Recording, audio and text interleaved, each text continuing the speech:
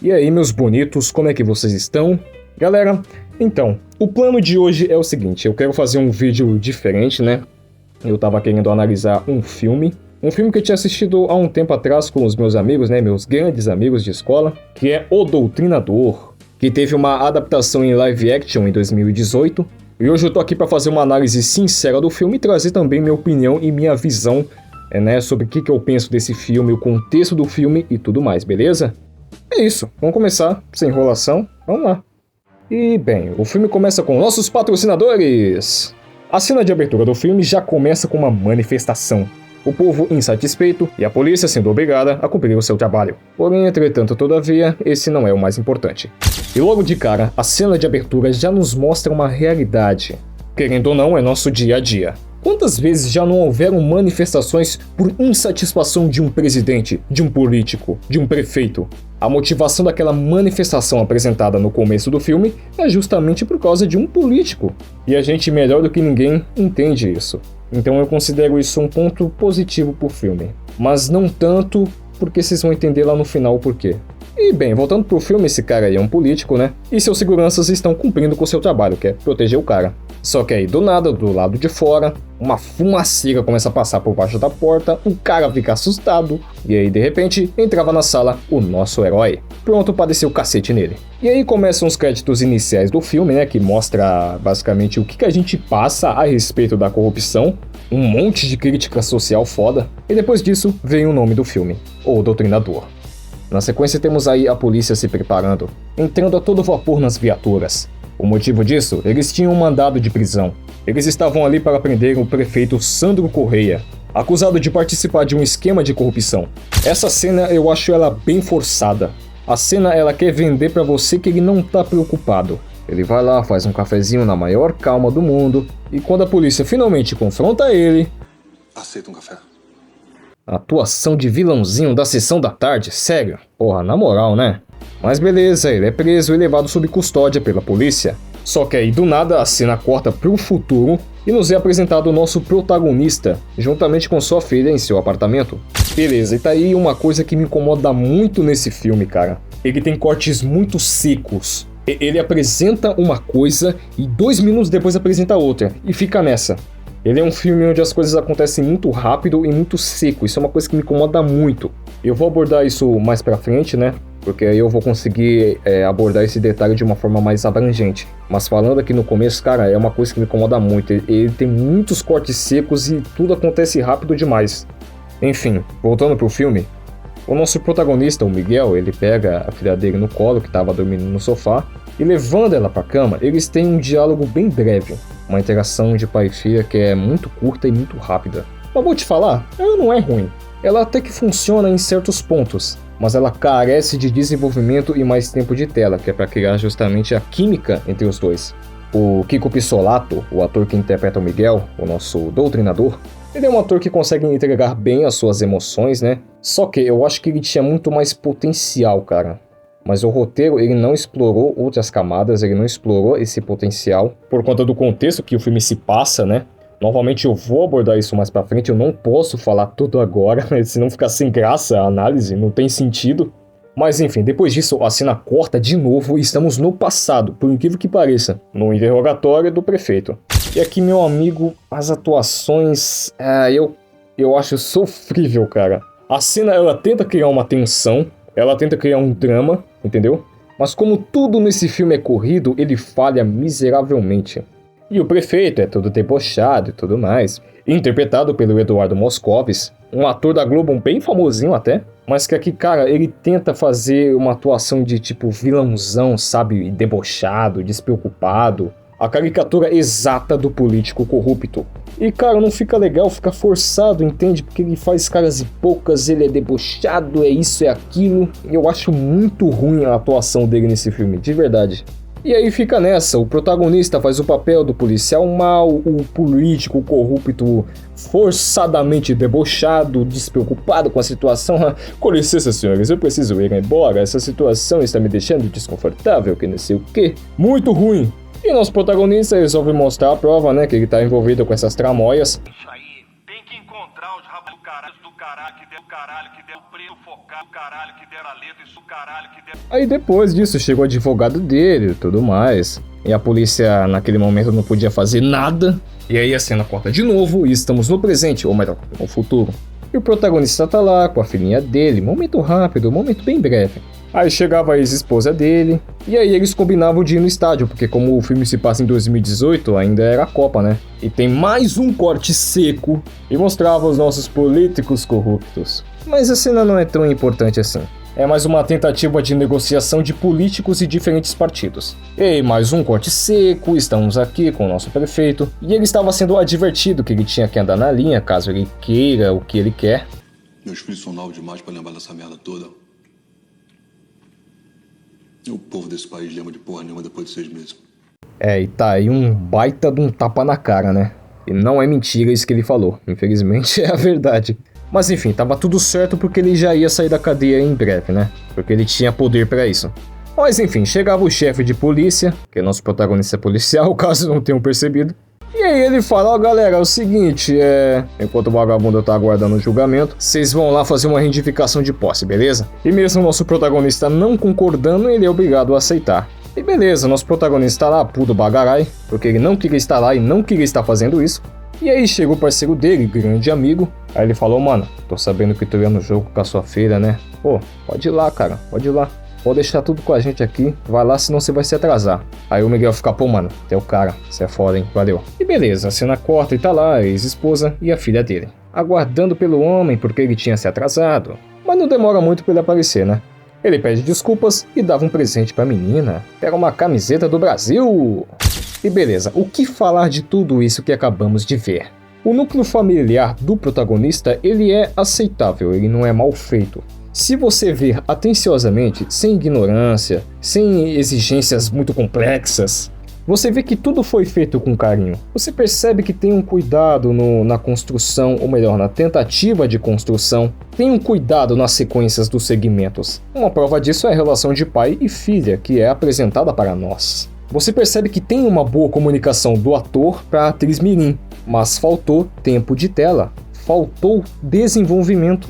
Exemplo disso é a cena do Tony Stark com a sua filha. Se você somar todas as cenas, não dá nem 30 minutos. Mas é muito bem desenvolvido, é bem trabalhado. Eu te amo 1.000 milhões.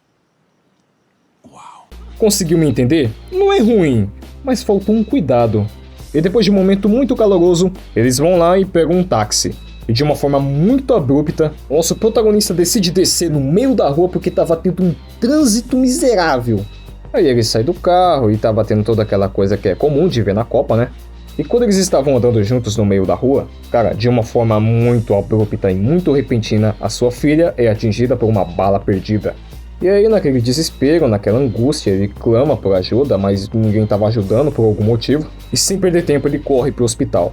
E novamente, falando do problema mais recorrente desse filme, que é as cenas abruptas. Eu não gosto desse segmento, não gosto dessa cena. Porque é uma coisa muito rápida, é uma coisa que não tem razão pra acontecer, sem motivo, sabe? Parece que estavam gravando esse filme correndo, cara. Mas em compensação a isso, a cena seguinte tem um peso gigantesco. E só quem é brasileiro vai entender. Ela é atendida às pressas em estado gravíssimo, e o ator consegue passar muito bem essa sensação de desespero, de angústia, de aperto. Mas o pulo do gato vem agora. Você não falou que ia levar ela direto pro centro cirúrgico? Eu sinto muito.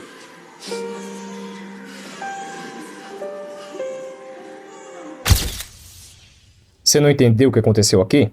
Tá tudo bem, não tem problema. Eu te explico. Por ano, centenas de pessoas morrem por falta de atendimento médico. Você não é tratado com dignidade. A saúde é um direito do cidadão brasileiro. E nem isso funciona direito. Ah, que não sei o que, o Brasil ele não é tão bom, mas pelo menos tem um SUS que é de graça o caralho. Você, trabalhador, não é tratado com dignidade, muito menos com respeito por esse governo brasileiro, esse lixo de governo. O SUS é sustentado pelos seus impostos e ainda assim não cumpre com o que devia. Não existe almoço grátis. Eu vejo muita gente que defende o SUS de forma cega e não percebe a realidade que está à sua volta. Os caras não quebram o olho. Você lembra de quando o Faustão foi hospitalizado? Então, por que ele não foi atendido no SUS? Se é tão bom assim, nossa, é de graça, é tudo de graça, por que ele não foi pra lá então? Por que ele teve que ir pra um dos melhores hospitais do país? Um hospital particular ainda por cima. O povo brasileiro parece que não percebe que ninguém tá nem aí pra eles. Acorda pra vida, né? Nem um lado e nem o outro que vai te salvar. Eles não se importam com você, você é massa de manobra. Mas enquanto houver pão e circo, os idiotas não vão questionar. E ainda por cima vão culpar um lado. Ah, foi a esquerda. Ah, não, foi a direita. Ah, não foi isso, foi aquilo. Os idiotas não abrem os olhos, cara. Não foi a bala perdida que matou ela. Ela nem chegou a ser atendida. Minha filha sangrou até morrer, Du. Das emendas parlamentares, que todo mundo gosta de ir lá, inaugurar o asfalto, cortar a faixa, chamar o prefeito, chamar a claque pra aplaudir, não sei o quê. Eu, pessoalmente, prefiro mandar a maior parte para os hospitais e eu fico feliz de poder contribuir um pouco com aquelas pessoas. Porque lá em Dayatuba, em 2017, quando meu pai, com Parkinson, caiu em casa e bateu a cabeça, num hospital completamente sucateado. Toda a UTI estava dentro de uma mesma sala. E ele já se recuperando da lesão na cabeça. Pegar uma infecção hospitalar e morrer porque o hospital não tinha estrutura para isolar os pacientes. Isso também, meus amigos, me inspira a continuar fazendo política, porque aquele bip da UTI que eu escutei durante um ano, quando eu vou visitar os hospitais e as UTIs que eu mandei emenda hoje, ainda me fazem lembrar dele. E me fazem lembrar que várias outras pessoas vivem essa situação e eu não quero que ninguém mais perca a vida de um familiar porque não tinha uma estrutura mínima no SUS para ele ser atendido. Obrigado, gente. E apesar do filme praticamente não explorar os nossos problemas cotidianos, as consequências que a gente enfrenta por causa de um governo corrupto, ainda assim ele é certeiro como um tiro no coração. Se o filme tivesse explorado mais disso, cara, o filme teria sido 1000 vezes melhor, sem dúvida alguma. Mas enfim, vamos continuar aqui com o filme. O nosso protagonista tenta seguir em frente com a vida, mas agora muito mais revoltado com essa estrutura que compõe nosso país. A cena corta para o prefeito, que agora está na candidatura para se tornar o presidente. Mas como ele tinha envolvimento com corrupção, o povo já estava com o pé atrás. E foi isso que desencadeou na manifestação do começo do filme. E de tanto correr por um acaso, nosso protagonista se depara com essa multidão e decide acompanhá-los. E aí, chegando lá, ai meu Deus, o Miguel ele vai andando sem medo e toma uma paulada da polícia, velho. Cara, sério mesmo? Não, cara, eu entendo que ele tá de luta, eu entendo que ele, não tá nem aí com nada. Mas, pô, ir de peito aberto pra cima da tropa de choque, porra, aí... Puta merda, né, cara? Me ajuda aí, meu. E só essa pancada já deveria desestabilizar o cara. Só que quando joga um molotov pra cima do policial que tava batendo nele, ele reúne forças de não sei da onde e desce o cacete nos policial, cara. Só que aí a polícia tira um gás ali, que eu não sei dizer se é gás lacrimogêneo, provavelmente é, e ele tava se sufocando. E no meio do nada jogam uma máscara de gás pro cara. Ele coloca a máscara e parece que todos os seus ferimentos foram regenerados. Aqui eu tenho que dizer, a estética e a ação dessa cena, ela é muito boa. Sim, é uma qualidade que eu tenho que reconhecer. Mas o contexto da cena, de como que tudo aconteceu, é péssimo, é horrível. Quem jogou a máscara? Como? Por quê? Haviam muitos candidatos para pegar a máscara, e por que só ele pegou? Por que justamente para ele? E por que parece que a máscara curou todos os ferimentos dele, revitalizou a sua energia, bufou o cara? E como que um policial comum tem força e técnica o suficiente para lidar com tantos policiais ao mesmo tempo? Detalhe, estavam armados com cacetetes e com pastores alemães. Pelo contexto, a máscara deu superpoderes para ele. E depois de ter sido filmado e arregaçado com os policiais, ele vai lá, rouba um lança-granada de um deles e ele consegue escalar o local. E foi assim que aconteceu toda a cena inicial do filme. E claro, indo direto pra ela, ele desce o cacete sem dó no prefeito, até o cara ir de Vasco. E aqui, cara, tá aí um negócio que eu admiro muito a produção desse filme. De certa forma, o que acabamos de ver aí é uma coisa inédita. Um cara espancando um político corrupto porque ele quer justiça. É muito difícil um brasileiro não se identificar com essa cena. Tá bom que Tropa de Elite meio que já fez isso antes, né? Mas cara, é a primeira vez que vemos um herói, entre aspas. É como se fosse o nosso Capitão América lutando contra a corrupção brasileira. Cara, isso é esplêndido. Enfim, depois do ocorrido, nosso protagonista estava em seu apartamento, cuidando de suas feridas como um verdadeiro Batman brasileiro. E claro, o vídeo dele espancando o prefeito se torna público. E uma das manifestantes que estava lá, ela reconhece o Miguel, porque ele estava lá. Por algum motivo, ela foi a única pessoa que viu o cara sem máscara, colocando-a em seguida. E quando ele vai interrogá-la com diálogos sofríveis, ela fala bem discretamente: eu sei que é você, rapaz, eu vi você lá, tá achando que eu sou idiota? E então a cena corta bruscamente de novo, para mostrar uma reunião de políticos corruptos. A cena ela não é tão importante assim, o que você tem que entender é o seguinte: é todo mundo do mesmo partido, ou melhor, da mesma facção, e todos estão trabalhando em conjunto para colocar esse cara na presidência. Interpretado pelo Carlos Betão, outro ator da Globo bem famoso, e suas atuações são, aceitáveis aqui, né? Ele tenta passar aquela postura de vilãozão, sabe? O boss final, o final boss. Mas eu achei bem qualquer coisa, sei lá, não me convence muito. E aí, voltando pra cena do interrogatório, a Nina, ela diz assim: cara, seguinte, se tu não me liberar, eu vou vazar o vídeo, beleza? Aí o cara fica, porra, aí é foda. Mas antes disso, ele pega o celular dela, assiste o vídeo de quebra e consegue umas informações sobre ela. Assim, papum, aconteceu, pronto. Aí, depois de ser liberada, ela volta pro trabalho dela e aqui acontece um diálogo que, meu amigo... Só 7 horas de atraso? E se eu dissesse que eu fui preso e passei a noite inteira numa sala? Eu diria que você deve ter tido direito a uma ligação.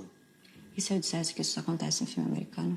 Aí eu diria que a próxima vez que você for presa, eu vou ter que descontar do seu salário. Não, mas que porra de diálogo que foi esse? Na moral, cara. Não, chefe, eu fui preso ali e tudo mais. Eu falei, é mesmo? Pô, mancada, hein? Mas se atrasar de novo, eu vou descontar do teu salário. Pô, que isso, cara? Que naturalidade que é essa?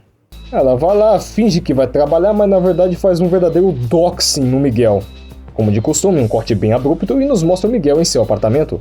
E quem é que tava lá era a ex-mulher dele, que falou: Miguel, eu tô sozinha, eu quero conversar, eu sei que você tá aí, não sei o quê. Um drama bem sem graça com uma cena muito rápida, vamos direto pro que interessa. Quando a Nina sai do trabalho, quem chega lá era o Miguel, que fala: entra aí. Ela fala: mas nem ferrando que eu vou entrar aí. Mas como o Miguel é um cara legal, ele consegue convencer ela. Ela leva ele pro lugar onde ela trabalha, e ali ela se revela como uma hacker muito foda. E em questão de segundos, eu não tô zoando, em questão de segundos ela consegue todas as informações confidenciais daqueles políticos que estavam na reunião, dando tudo de bandeja pra ele. Não preciso falar o óbvio, aqui parecia que eles não sabiam bem como fazer isso, como desenvolver essa relação, como convencer uma hacker a ajudar um justiceiro. Então a cena toda foi uma dramatização bem forçada, para os 5 segundos depois eles se ajudarem. Olha, vou te ajudar, vou passar tudo que eu sei pra você, beleza? E ela hackeou todas as informações dos caras assim, em segundos, mano. Porra! Mas enfim, depois disso ele vai até um local abandonado e faz de lá meio que a sua Batcaverna. Ao se sentir no dever de justiça, que só ele pode fazer isso e mais ninguém, vai se iniciar o que eu considero a melhor cena do filme. O cara vai atrás dos políticos, mano, um por um. Cara, são cenas realmente muito bem trabalhadas. Considero esse, sem dúvida alguma, o ponto mais alto do filme. Dá gosto de ver isso aqui, cara. E aí depois disso, ele é nomeado pela população brasileira de O Doutrinador. A sequência dessa cena é incrível. São realmente cenas muito satisfatórias, cara. Não tem como. Só é bastante confuso de como que um policial comum tem tanta habilidade. Como que ele consegue ser tão forte, tão rápido, tão resistente? Como que ele consegue fazer parkour, tipo, porra, como um profissional? Como e onde ele aprendeu isso? Fica estranho você ver esse lado porque ele é muito acima da média que qualquer policial. E meio que não tem uma explicação pra isso, não tem justificativa. O filme só mostra que ele é capaz de fazer isso e pronto. E bem, a cena corta e mostra o chefe de polícia puto da vida porque ele fala: porra, vocês são uns bandos de incompetente, cara. Tem um maluco matando políticos e vocês não são capazes de pegá-lo nem de descobrir nada. Corte rápido, é Tramontina. O Miguel chegava lá do nada, fingia que ia comprar umas HQ e, mano, começa mais um diálogo bem merda. Pensei que talvez você pudesse me dar uma força com seu talento de vendedora de gibi. Não fala gibi não, tá? Fala HQ, quadrinho, qualquer coisa menos gibi. Isso é um sim? Eu sei o que aconteceu com você. Mas eu acho que isso não justifica o que você tá fazendo. Você acha pouco? Só acho que tem outras formas de lutar contra isso tudo. Mas você esperava o quê? Você deu as informações de bandeja pro cara e você esperava o quê? Ela sabe que o doutrinador matou o político na porrada e deu as informações pra ele. O que ela tava esperando? Ela é literalmente cúmplice de todas essas mortes e ela tá falando, não, tem outras formas de lutar. Meu amigo, não, sério? Mas tá, momentos depois corta pra essa cena dela com a mãe dela na prisão. Diga-se de passagem, uma cena muito rápida. Ela só visita a mãe dela e fala, mãe, eu vou te tirar daqui, eu prometo. Uma cena inútil que não agregou em nada, porque mostra ela falando como que ele pode invadir o prédio, que vai estar os políticos e que ele quer descer a bala. Ela fala que vai o instruir e que vai hackear as câmeras de segurança. Aí lembra do parceiro dele? Pois então, ele soma 2 mais 2 e chega na conclusão que o doutrinador estava matando todos os políticos corruptos que têm envolvimento com aquele antigo prefeito que morreu. Aí ele decide ir lá. Voltando lá, o doutrinador conseguia entrar no prédio graças à nossa hacker. Eu só acho engraçado essa cena que ela manda ele se esconder, porque ele vai se esconder no escuro e o LED da máscara estralando, parceiro, aquele olho vermelhão na escuridão, parceiro, que ele quer se esconder de quem? Mas enfim, quando ele tava bem perto de chegar lá, o parceiro dele consegue chegar também. Só que por coincidência, claro, a comunicação deles começa a falhar. E aí eles acabam se trombando. Só que aí o doutrinador consegue correr e aí inicia-se uma perseguição. E só pra mostrar que ele é o cara, ele dava um mortal assim de graça. Mano, quando eu assisti isso pela primeira vez com os meus 2 amigos, né? Meus grandes 2 amigos, cara, eu rachei o bico junto com eles. E tô rachando o bico agora, porque, pô, não tem necessidade do cara fazer isso. Ele só fez porque sim. Mas voltando, antes de escapar, o doutrinador leva um tiro. Cara, essa cena me deixa muito puto, cara, porque quando eles se encontram pela primeira vez, quer dizer, o alter ego do Miguel se encontra com seu parceiro, ele tinha a chance de atirar bem na hora. Ele é um policial, ele recebe treinamento pra isso. Mano, ele deixou o cara fugir porque sim. Mas o roteiro não permitiu que ele agisse dessa forma, de uma forma mais lógica e coerente, porque senão o filme ia acabar ali mesmo. Mas ainda assim é uma cena que me irrita muito, cara, muita burrice. Aí depois disso a Nina vai se encontrar com ele na Batcaverna e mesmo hesitando ela ajuda a costurar o ferimento dele. Depois de toda essa sequência, a cena nos mostra esse velho aí e o Final Boss, onde é descoberto que as câmeras de segurança foram invadidas de alguma forma e cabe ao velho descobrir quem foi. De volta à delegacia, o parceiro do Miguel consegue provas, possíveis candidatos que poderiam se aproveitar da morte daquele político corrupto. Até porque aquilo eram evidências de um possível esquema corrupto, mas o chefe de polícia diz que eles não devem mais se envolver nesse caso. Em seguida, ele fala uma coisa bem interessante. Senhores, é isso. O Supremo decide e a gente acata. Por hora, a informa está arquivada. Ponto final. O que ele disse aí não foi nenhum absurdo, é realmente algo que acontece e muito. A ordem, ela vem lá de cima, muitas das vezes por pessoas que você não conhece. Então por mais que tenham leis, mandatos absurdos, mas tão absurdos que parece que foi escrito por, sei lá, um orangotango de calcinha, você tem que cumprir essa ordem, senão já era, é rua. É muito comum em casos criminais, casos de investigação, essas coisas, é absurdo, mas é real. Enfim, indo direto ao ponto, o nosso doutrinador decide entrar em ação novamente. Estamos em um jantar. Esse cara aí é o filho do Final Boss. Só que o filho do candidato à presidência, ele estava muito nervoso. Tanto que ele até sai do jantar. Mais pra frente, em um diálogo com o seu pai, ele revela que estava muito inseguro e não estava aguentando toda aquela pressão. Porque ele vai entrar pra política, vai ter muitas responsabilidades, muitas expectativas pra cima dele. E o pai dele estava o aconselhando. Só que o doutrinador estava com o cara na mira. Mas por algum motivo ele erra o tiro, acertando o filho do cara e não o cara. A montagem e a sequência dessa cena é péssima. Novamente, tudo muito rápido, tudo muito corrido, não teve tempo de explicar nada, de apresentar nada. Um policial que tem uma habilidade que não é condizente com a sua profissão consegue cometer um erro tão amador desse, cara? Porra, pelo amor de Deus, né?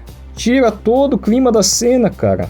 Enfim, enquanto tudo estava sendo resolvido, lembra daquele velho? Então, ele consegue achar o local onde a Nina trabalha. Como que ele fez isso? O filme não mostra. Como ele teve acesso a todas essas informações? O filme não fala. Ele repentinamente sabe de tudo e sabe como e quando fazer. É a vida. Bom, momentos depois, a Nina chega lá e encontra seu chefe com a boca cheia de formiga. Ela consegue fugir de lá, mas o cara já tava de zóio nela. Depois de uma corrida insana, ela consegue chegar até o seu herói. Só que os caras já tinham seguido ela, né? Depois disso começa um tiroteio, mas o nosso Miguelito, ele é o cara, ele consegue dar cabo de todo mundo, parceiro. É uma cena de ação bem legal, é até que bem coreografada, é realmente bem divertido, cara, é muito bom. Mas momentos depois ele se encontra com o velho brocha. Aí depois ele fala, seguinte meu nobre, dá cabo da nossa concorrência e ela viverá, cê entendeu? Ele praticamente aceita, e a polícia estava investigando o esconderijo dele. E quem tava lá? Seu parceiro. E ele encontra o MP3, que era da filha do Miguel. E aí ele liga os pontos. E lá no debate, onde iria acontecer tudo, o nosso doutrinador já havia chegado lá. E num verdadeiro cativeiro, tava o velho, junto com a Nina de prisioneira. E ela estava armada com uma lâmpada quebrada de um abajur. Como? Não sei, cala a boca e só aceita que o filme não vai te explicar. E voltando pro doutrinador, de alguma forma ele é descoberto pelo seu parceiro, não sei como. E nosso anti-herói estava lá, pronto para atirar. Ele é interrompido e forçado a lutar com seu próprio parceiro. Durante a luta, ele revela que já sabe de sua identidade e que não precisava mais se esconder. E aqui acontece um diálogo, e esse diálogo me incomoda muito, porque ele é muito irrealista. Se liga só. Por que a gente virou policial, então? Pra cumprir a lei. Porra nenhuma. A gente virou policial pra defender a população. E é isso que eu tô fazendo. É muito irrealista um policial brasileiro ter esse tipo de pensamento. Ele, melhor do que ninguém, saberia que as leis não são a favor do cidadão de bem. As leis brasileiras não são a favor dos policiais. O policial brasileiro é muito desvalorizado e discriminado. Você já assistiu o programa do Polícia 24 Horas? Aquilo ali é o puro suco do que o policial brasileiro tem que passar todos os dias, todos os perrengues que ele passa. E você vê claramente, o policial, ele muitas das vezes não é valorizado, nem respeitado. Então não faz sentido ele ser tão fiel à lei que não o valoriza. Se você é trabalhador e pai de família e você vai preso, já era, você tá ferrado, parceiro. Mas se você é bandido, ixi, você ganhou o dia. E ele, como policial brasileiro, deveria saber disso. Se ele estivesse contra o doutrinador por obrigação, porque ele tem que seguir com o seu trabalho, aí já seria muito mais crível e muito mais aceitável. Mas ele ser cegamente fiel à lei, assim, cara, não tem lógica. Mas enfim, o doutrinador não dá ouvidos ao seu parceiro e segue com o plano, mas matando outro político. E aí, voltando pra cena da Nina, ela encontra uma oportunidade e vrau! E aí consegue fugir.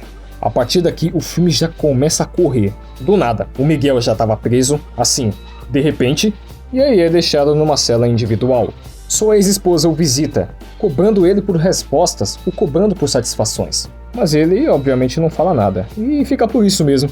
Ah, e você lembra dele? Bem, com os concorrentes fora, ele se torna o presidente do país. Aí chegava um maluco lá, falando que queria falar com ele. Ele é levado para a sala de interrogatório. Ali, ele é espancado brutalmente pelo cara. E aí, o seu agora ex-chefe de polícia diz que ele até que fez um bom trabalho. No entanto, em seguida ele fala outra frase bastante interessante. Miguel, a corrupção é parte da engrenagem que faz tudo girar nesse país. Convenhamos, nenhum homem sozinho consegue parar uma máquina. Aqui ele novamente está certo, e é por isso que, apesar de tudo, seria impossível existir alguém como o doutrinador. Uma pessoa assim seria pega no primeiro mês, e não causaria muitos danos. O sistema, ele é como se fosse uma máquina extremamente complexa. Muitas e muitas camadas, muitas e muitas áreas, vários e vários núcleos. E você esperar que um homem derruba tudo isso? Seria o mesmo que esperar que uma facção criminosa fortemente armada vencesse o exército dos Estados Unidos. Enfim, após isso, é dada a ordem para matar Miguel. E por algum motivo, o cara de branco mata o policial que estava do lado dele. Aí ele fica ameaçando o Miguel, que não sei o que, fica falando o quanto que ele é um merda. Só que aí numa luta muito ridícula, é o Miguel que leva ele de Vasco. E é que eu já desisti, meu cérebro já tá completamente derretido. Ele vai até o armazém de armas, se prepara, pega umas bombas, pega um monte de coisa. E quando ele pega uma viatura, aqui tem uma cena muito interessante. Ele tem meio que uma alucinação com a filha dele no banco de trás, perguntando se já falta muito pra chegar. Ele diz que não falta muito. Mas quando ele olha de novo, lá estão as armas no lugar da sua filha, simbolizando o que ele se tornou. E no clímax do filme, ele chega finalmente no Planalto. E como ele é o cara, ele consegue bater de frente com toda a segurança do Planalto. Simplesmente o exército de um homem só. E de uma forma muito espetacular, ele finalmente chega lá. Ele toma tiro, não tá nem aí, continua se aproximando, tomava mais tiro e não tava nem aí, mano. Essa cena é muito foda. E aí, após isso, ele tirava a máscara, até porque todo mundo já conhecia ele, né? Só que aí, esse presidente, ele é muito burro, porque enquanto ele tava carregando um revólver, ele não parava de falar, ele não calava a boca. E aí, de repente... Não, mas esse corno tava esperando o quê? Ele não parava de falar, não atirou quando teve a chance, ainda por cima morreu de uma forma muito ridícula. Mas enfim, quando ele cumpriu a sua missão, surgiam um monte de outros seguranças. Só que aí ele pegava um detonador e ele tinha instalado umas bombas dentro de um carro. Aí ele detonava tudo e cabum, o Planalto inteiro pegava fogo. Nossa, num CGI capengo, capengo, capengo. E mais tarde, o bombeiro encontra sua máscara quase que intacta. Olha que detalhe foda. Já era, acabou o filme. Muito bem, muito bem. Agora, minha opinião e minhas considerações finais. Sendo bem direto, o filme é ruim? Não, ele não é ruim. Ele tem muitos problemas técnicos. Sério, tecnicamente falando, esse filme é bem ruim. Mas esse filme, ele me ganha. Ele me ganha por causa das coisas que ele aborda. Que mesmo que não sejam profundas, a gente que é brasileiro, a gente entende muito bem. Mas acho que o maior problema desse filme ele é muito rápido, ele é muito direto, ele não desenvolve praticamente quase nada. E ele não é um filme, como posso dizer, pretensioso. Ele não é um filme ambicioso. Mas uma coisa eu afirmo pra vocês, nenhum filme tem a obrigação de ser um novo Cavaleiro das Trevas, ou um novo Ultimato. E bem, minha nota pra esse filme é um 7,5. Ele tem muitos problemas técnicos, mas ele é bem divertido. Deixa o like se você curtiu, se inscreve no canal, e é isso aí, até a próxima.